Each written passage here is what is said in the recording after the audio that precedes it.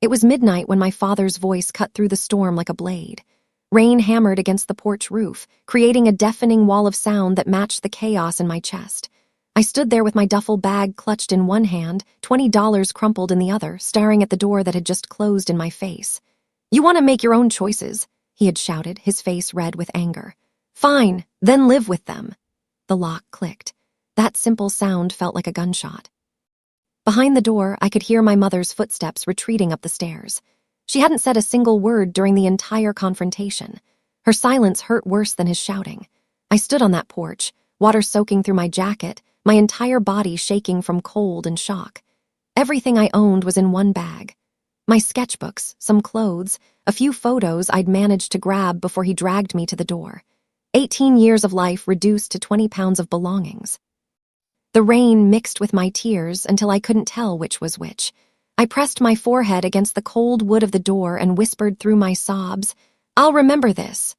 I didn't know then how true those words would become. My name is Mara Collins, and that night was the last time I saw my parents for 20 years. I was 18 years old, one semester away from high school graduation, and I had just received my acceptance letter to the Rhode Island School of Design. It was my dream school, the place where I could finally pursue art seriously, where my drawings could become more than just a hobby. But my parents had other plans.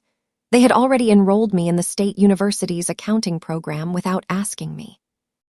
When I showed them the RISD acceptance letter, my father tore it in half. "Art is not a career," he said coldly. "It's a waste of time and money. You'll go to business school like we planned, or you'll find your own way."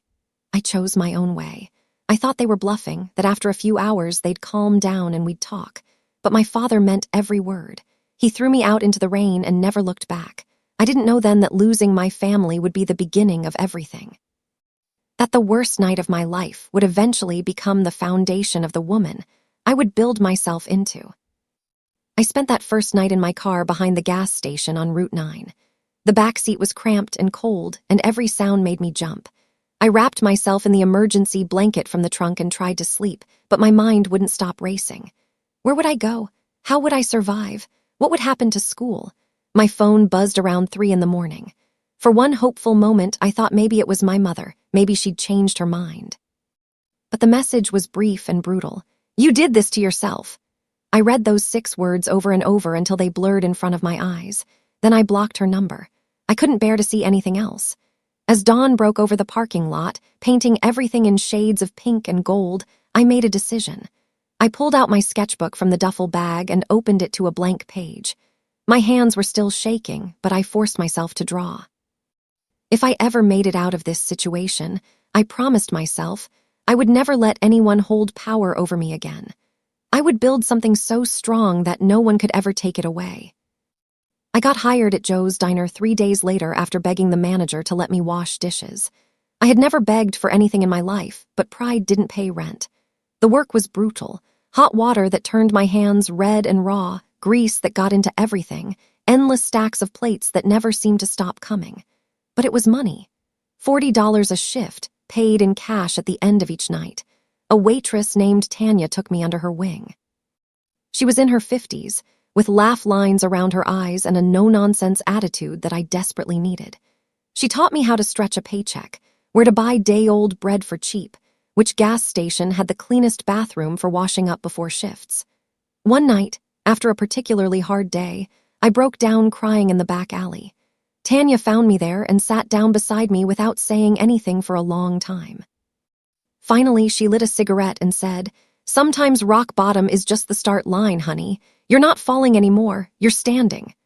That night, I drew my first business logo on a paper napkin, the Collins table. I didn't know what it meant yet, but I knew I wanted my name to stand for something good. I moved into a tiny room above the laundromat on 5th Street 2 weeks later. It cost $200 a month, which was exactly half of what I made working 5 shifts a week at the diner.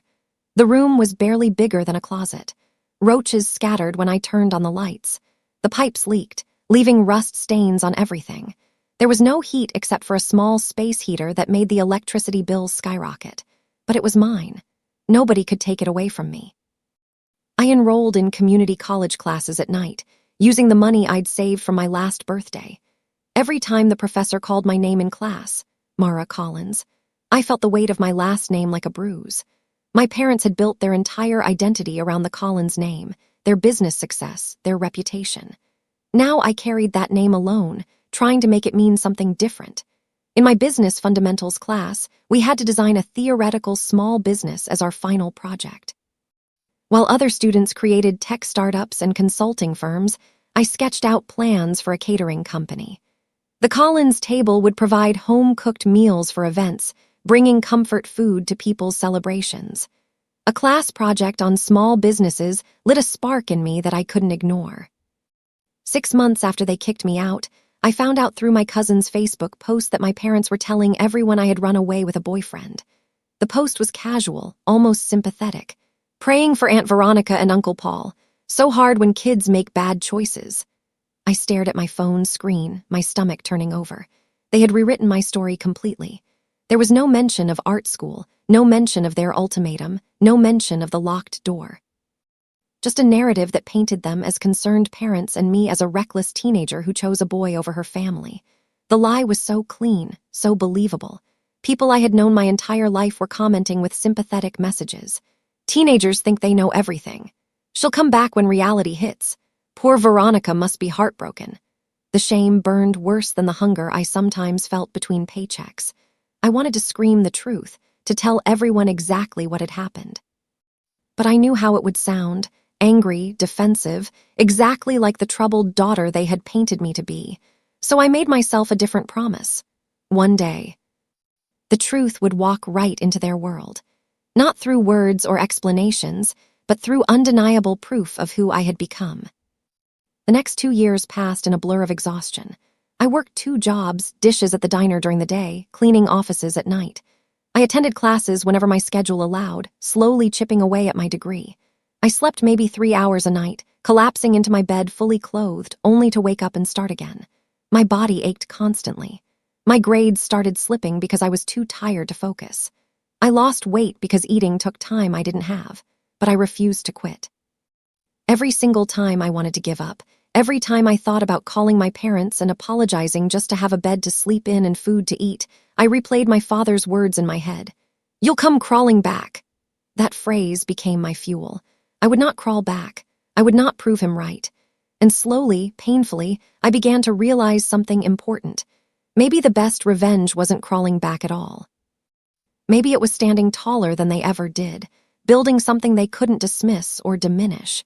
Maybe it was taking the Collins name they cared so much about and making it represent something they never could: independence, creativity, success earned through actual work rather than inheritance.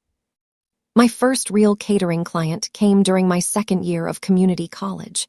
A student in the culinary program had been hired to cater a small college event, but dropped out at the last minute. The event coordinator was desperate, asking around for anyone who could cook. I volunteered even though I had never catered anything in my life. I spent my entire paycheck on ingredients. I made everything myself in the diner's kitchen during my off hours: sandwiches with homemade bread, pastries I learned to bake from YouTube videos, fresh lemonade with real lemons. My hands cramped from slicing vegetables. I burned the first batch of cookies and had to start over. But when the event ended, the coordinator pulled me aside. "This was incredible," she said. "Do you have a business card?" I didn't. I had never even considered making one. But that night, after my cleaning shift, I sat in my tiny room and designed cards on my laptop. The Collins table, with a simple sketch of a dining table surrounded by empty chairs. I had them printed at the copy shop for $20. It felt like the most important purchase I'd ever made. That business card represented possibility, represented a future that was mine to create. 3 months later, I fainted at the diner.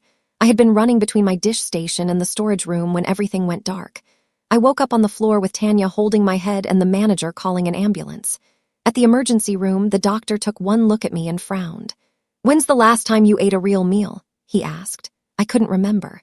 "When's the last time you slept more than a few hours?" I shook my head. "You can't keep doing this," he said firmly. "Your body is shutting down. You're going to seriously hurt yourself." Tanya drove me home and helped me up to my room.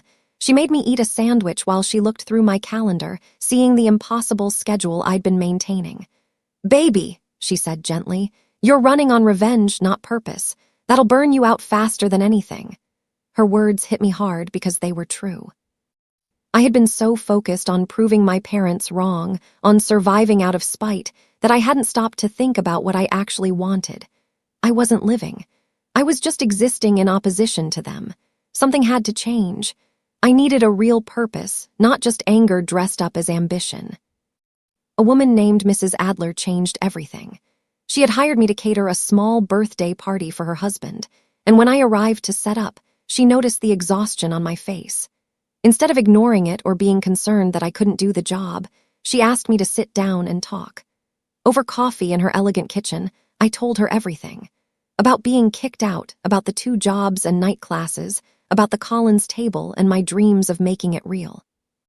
Mrs. Adler listened without interrupting, her intelligent eyes taking in every word. When I finished, she was quiet for a moment. Then she said, "Talent is loud when you let it speak for you. Right now, you're shouting over it with exhaustion. Let me help you." She became my mentor. She taught me how to actually price my work instead of undercharging out of desperation. She showed me how to save money properly, how to create a business plan, how to approach potential clients. She introduced me to her friends, wealthy women who hired me for their events and recommended me to others. 6 months after meeting Mrs. Adler, I had enough saved to register my business officially. The Collins Table, LLC. Seeing my name on those legal documents made me cry. 10 years passed. 10 years of building, growing, learning. I was 28 years old and I owned a small event space in the downtown district. The Collins Table had expanded from just catering to providing full event services, planning, decoration, food, everything. I had 3 employees now, all young people I'd met who reminded me of myself. We had contracts with several city firms for their corporate events. My calendar was booked solid for 6 months out. I saw my last name on the storefront every single day when I arrived for work. The Collins Table, written in elegant gold letters on a black awning. But this time, the name stood for me. It represented my work, my vision, my survival. Not my parents' money or status or connections. Mine. I had built something real and lasting from nothing. The girl who had slept in her car behind a gas station now owned a business that other people respected and sought out. I had stopped checking my parents' social media years ago, had stopped thinking about them daily. They had become a distant memory, a painful chapter I had closed. Then one day, an email arrived that changed everything. The subject line read, "Event Inquiry, Collins Realty Group 40th Anniversary Celebration." I stared at my computer screen for so long that my assistant, Tyler, came over to check on me. "Everything okay?" he asked. I couldn't speak. I just pointed at the name. Collins Realty Group, my father's company, the business he had built his entire identity around, the thing he valued more than his own daughter. They wanted to book my event space for their 40th anniversary dinner. The email was professional and detailed, outlining their needs for a private event for family and close business partners. They wanted our premium package, the full service with custom menu, live music, decorative setup. They had heard excellent things about the Collins Table from other corporate clients. The irony was so sharp it hurt. My parents were asking me to cater their celebration without even knowing it was me. 20 years had passed. I had changed my appearance, lost the teenage awkwardness, became someone new, but I still carried their name. I read the email 5 times, my hands starting to shake. Tyler waited patiently, concern growing on his face. Finally, I looked up at him. "Do you want to decline?" he asked carefully. I took a deep breath and whispered, "No, confirm it." My voice was steadier than I felt. "Confirm the booking." I didn't tell Tyler who they were. I just said they were an important client and I wanted to handle every detail personally. He seemed surprised. I usually delegated the setup work, but he didn't question it. For the next 3 weeks, I planned that event with meticulous care. Every detail had to be perfect. Not because I wanted to impress them, but because I wanted them to see exactly who I had become. I chose the menu myself, creating dishes that told a story. Comfort food elevated to something special. Braised short ribs that fell apart with a fork, roasted vegetables that brought out their natural sweetness, bread baked fresh that filled the room with warmth. Each dish was designed to remind them of home, of family dinners, of everything they had thrown away when they locked that door. I selected the music, soft jazz that created an atmosphere of sophistication and success. I picked out the linens, crisp white tablecloths with silver napkins, elegant without being pretentious. I tested the lighting until it was perfect, warm and welcoming. My hands were completely steady as I worked. I felt calm, methodical, unshakable. This wasn't about anger anymore. This was about truth. They would sit in my space, eat my food, see my success, and know exactly what they had lost. The night before the event, I visited the space one final time to ensure everything was ready. The tables were set beautifully, silver and white creating an elegant atmosphere. The lighting cast a warm glow that made everything feel intimate and special. Fresh flowers sat in simple vases, adding natural beauty without overwhelming the space. I walked through the room slowly, checking every detail. The chairs were positioned perfectly. The sound system was tested and working. The kitchen was stocked and ready. Tomorrow night, my parents would walk through these doors. They would sit at these tables. They would eat food I had created. And they would have no idea that the owner of this successful business was the daughter they had abandoned 20 years ago. I thought about that 18-year-old girl standing in the rain with nowhere to go. I wished I could go back and tell her that everything would be okay, that she would not only survive but thrive. That night, I dreamed I was back on that porch, cold and scared and alone. But when I woke up, I was in my own home, in silk sheets I had bought myself, surrounded by evidence of the life I had built. I whispered into the quiet room, "Not anymore." Then I chose the dress I would wear, sleek, white, powerful. They arrived exactly on time. I watched from the kitchen window as a black Mercedes pulled up to the curb. My father stepped out first, older now, his hair completely gray. But he still carried himself with that same proud posture, that certainty that the world should bend to accommodate him. My mother emerged next, wearing an expensive dress and pearls, her face carefully made up. They looked prosperous and successful, exactly like the image they had always worked so hard to maintain. More cars arrived. Business partners, I assumed, men and women in expensive suits. I recognized a few faces from my childhood, people who used to come to our house for dinner parties. My father's voice boomed across the room as they entered, already bragging about something. Some business deal, some property acquisition. He always needed to be the center of attention, the most successful person in any room. They had no idea who had organized this dinner. No idea that the Collins table belonged to me. Tyler greeted them at the door with his professional smile, checking names off the guest list.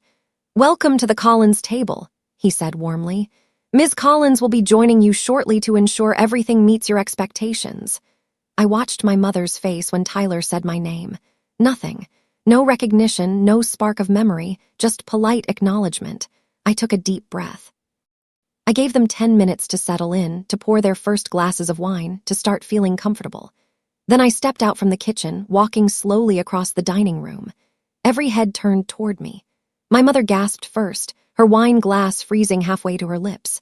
Her eyes went wide with shock, scanning my face as if trying to confirm what she was seeing. My father froze completely. The business partner he had been talking to was still speaking, but my father heard none of it. His face went pale, then flushed red. I kept my composure, maintaining a professional smile that revealed nothing of the emotions churning inside me. "Welcome," I said, my voice clear and steady. "It's an honor to host Collins Realty Group's 40th anniversary celebration. I'm Mara Collins, owner of the Collins table." My father's wine glass slipped from his hand and shattered against the hardwood floor. The sound echoed through the sudden silence like a gunshot. Red wine spread across the white floor like blood. Nobody moved. One of the business partners looked confused, glancing between my father's shocked expression and my calm face. My mother's hand trembled as she set down her glass. "Mara," she whispered, the name sounding strange in her mouth after 20 years of silence. I smiled and gestured toward the tables. "Please, everyone, sit. Dinner will be served shortly." The meal began in suffocating silence. Servers brought out the first course, a roasted beet salad with goat cheese and candied walnuts.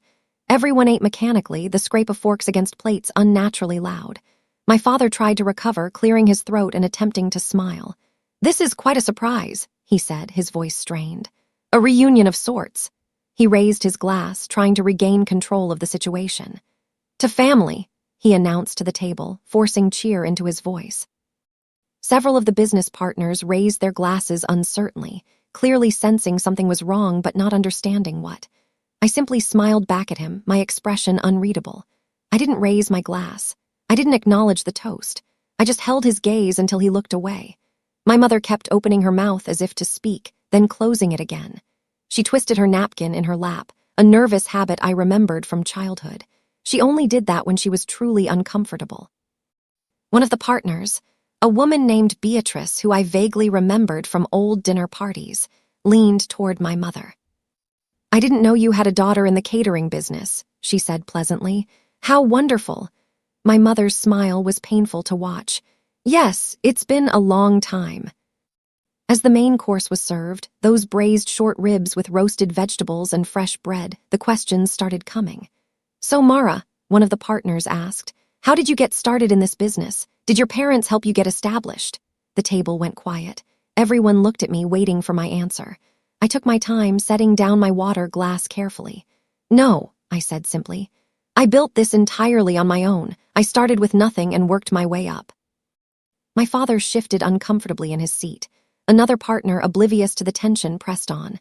"That's impressive. Starting a business is hard. Did you go to business school?" "No," I replied, keeping my voice neutral and professional. "I went to community college at night while working 2 jobs. I learned everything through experience." I paused, then added, "I had to learn early how to survive on my own." My mother's fork clattered against her plate. The words hung in the air, heavy with implication. Beatrice frowned slightly, finally sensing something was seriously wrong. "That must have been difficult," she said carefully. "Very," I agreed. "But it taught me resilience. When you have nothing and no one to fall back on, you either learn to stand on your own or you don't survive." My father's jaw clenched. He knew exactly what I was saying, what I was implying to his business partners without actually saying it directly. My mother suddenly stood up, her chair scraping loudly against the floor. "Excuse me," she mumbled, her voice shaking. "I need to use the restroom." She practically fled from the table, and I could see her hands trembling as she walked away. The dinner continued awkwardly. My father tried to steer the conversation back to business, to safe topics, but the tension had infected everything. People ate quietly, the delicious food barely acknowledged. After a few minutes, I excused myself and walked toward the back hallway where the restrooms were located. I found my mother standing there, leaning against the wall, tears streaming down her carefully made-up face. When she saw me, she straightened up, trying to compose herself. "Mara," she said, her voice breaking. "We didn't mean—" I cut her off gently but firmly. "You meant every word," I said. "You meant it when Dad said I could leave. You meant it when you didn't stop him. You meant it when you texted me that I did this to myself. You just didn't think I'd make it." She flinched as if I'd slapped her. "We thought you'd come back," she whispered. "We thought you'd realize that you were right," I finished. "That art was worthless and I should do what you wanted. No, I realized you valued control more than you valued me." She started to cry harder, mascara running down her cheeks. I didn't comfort her. I stood there watching her cry, feeling nothing but a strange sort of peace. For years, I had imagined this confrontation. I had played it out 1,000 different ways in my mind, angry, hurt, seeking vindication. But now that it was happening, I felt only calm. "I was 18, I said quietly. "I was your daughter, and you threw me out in the rain with nothing because I wanted to choose my own path. Do you have any idea what that did to me?" She shook her head, unable to speak. "I slept in my car," I continued. "I washed dishes for minimum wage. I lived in a room with roaches because it was all I could afford. I went hungry. I worked myself until I collapsed. And through all of it, I kept waiting for you to call to check if I was okay, to apologize, but you never did." "We thought," she tried again. "You thought I'd fail," I said flatly. "You thought I'd prove you right and come crawling back, but I didn't. I survived. I built something real, and I did it without you." She reached out as if to touch my arm, but I stepped back. The distance between us was more than physical. It was 20 years of silence, of abandonment, of choosing pride over love. "I forgave you a long time ago," I said. "Not because you deserve it, but because I deserve peace. But forgiveness doesn't mean forgetting. It doesn't mean pretending it didn't happen." I returned to the dining room, my mother following a few minutes later, her eyes red but her face composed. The meal was winding down. Dessert was being served, a chocolate torte with raspberry sauce that one of the partners complimented enthusiastically. My father had been quiet, but as I took my seat, he finally spoke. "Mara," he said, his voice attempting authority but landing somewhere near desperation. "Perhaps we could talk, privately, After dinner. There's nothing to discuss, I replied calmly. He persisted, his face reddening. We did what we thought was best for you. You were young, stubborn, making decisions that would have ruined your life. We were trying to protect you. The table had gone silent again. Everyone was watching now, this family drama unfolding in front of them like a television show. I leaned forward slightly, meeting my father's eyes directly. You kicked out a child, I said quietly but clearly. You threw away your daughter because she wanted to choose her own future. You didn't protect me. You punished me for not obeying. And then you lied about it, told everyone I ran away, made me the villain in your story. His face went from red to pale. I became a woman without you, I continued. I learned to stand on my own, to value myself, to build something meaningful, not because of you, despite you. For the first time in my entire life, my father looked away first. He had no words, no comeback, no way to regain control. He just sat there, diminished. One of the business partners, a man named Victor, who I remembered as my father's closest associate, looked between us with dawning understanding. He turned to my father, his voice low but audible in the quiet room. Paul, he said slowly, you threw her out? The words hung in the air like an accusation. My father's mouth opened and closed, but no sound came out. The perfect facade he had maintained for 40 years was cracking right there in public view. She was 18, another partner said, a woman I didn't recognize. Her voice was cold with judgment. Your own daughter. Beatrice stood up abruptly, setting down her napkin. I think I need to leave, she said, looking at my father with undisguised disgust.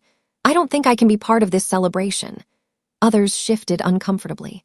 The anniversary dinner, meant to commemorate success and partnership, had become something else entirely.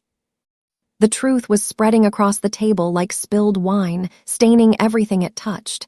My father tried to salvage the situation. You don't understand, he said desperately. It was complicated. She was making mistakes. She was your daughter. Victor interrupted sharply. Nothing else should have mattered. The table erupted in murmurs. Some people were gathering their things to leave. Others sat frozen, unsure what to do. My father's empire wasn't crumbling from scandal or financial failure. It was crumbling from truth, from people finally seeing who he really was. As the guests began to leave, many of them stopped to speak to me. They complimented the food, the space, the service. Several pressed business cards into my hand, asking to book future events. You've built something remarkable, Victor said quietly.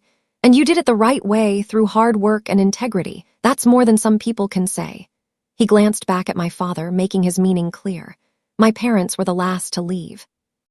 They stood by the door awkwardly, unsure how to exit this situation with any grace. My father looked older than he had just hours before, his shoulders slumped. My mother's eyes were red from crying. My father finally spoke, his voice barely above a whisper. Mara, please, can we try to fix this? I looked at both of them, these people who had given me life, but then abandoned me when I didn't perform the way they wanted. I felt no anger, no bitterness, just a quiet finality. I smiled, a genuine smile that held no malice. Dinner's on the house, I said. Consider it closure. My mother started to cry again. My father opened his mouth as if to argue, to demand, to try once more to control the situation. But I was already closing the door. I shut it gently but firmly, the lock clicking into place. Through the glass, I could see them standing there, but I turned away and walked back into my space, my business, my life that I had built without them. Weeks passed. The Collins Realty Group dinner became the talk of the business community. Word spread quickly in the small world of corporate events, about the reveal, about my parents' actions, about the dinner that ended in multiple partners walking out. I received more booking requests than I could handle. People wanted to support the Collins table, wanted to be part of the story of the woman who had overcome abandonment to build something beautiful. But there was also fallout for my parents. One morning, Tyler showed me a news article on his phone. The headline read, Collins Realty faces lawsuit for financial mismanagement. Apparently, several partners had started investigating the company's finances more carefully after that dinner. What they found was years of questionable decisions, money misallocated, deals that benefited my father personally. The business my father had valued above everything, even his own daughter, was crumbling. I stared at the article for a long moment, waiting to feel something. Satisfaction, vindication, joy at seeing him finally face consequences. But I felt nothing except peace. The revenge I had imagined as an 18-year-old girl, The fantasy of watching my parents suffer didn't materialize, because somewhere along the way, revenge had stopped being my goal. Freedom had become my purpose instead. Freedom to create, to build, to choose my own life. That was the real victory. 6 months later, I launched a new program through the Collins Table, a mentorship initiative for teenagers who had been kicked out of their homes, who were sleeping in cars or couch surfing or living in shelters. I taught them basic business skills, helped them create resumes, connected them with job opportunities. Mrs. Adler joined me as a co-mentor, bringing her wisdom and resources. We met every Tuesday evening in my event space. The room filled with young people who reminded me so much of myself, scared but determined, hurt but resilient. One evening, a 17-year-old girl named Kimberly raised her hand. "Ms. Collins," she asked, "do your parents know what you do now? Do they know about this program?" The room went quiet. Everyone looked at me, waiting for my answer. I thought about that dinner, about my father's shocked face and my mother's tears, about the door closing both 20 years ago and weeks ago, about the choice I had made to stop seeking their approval and start valuing my own. I smiled. "They saw," I said simply. "They saw everything." Kimberly nodded, seeming to understand something unspoken. Another student started asking about business registration, and the moment passed. But later that night, as I locked up the space and looked at my reflection in the dark windows, I thought about that 18-year-old girl standing in the rain. She had survived. She had built something lasting and good. And that was enough. That was more than enough. It was everything.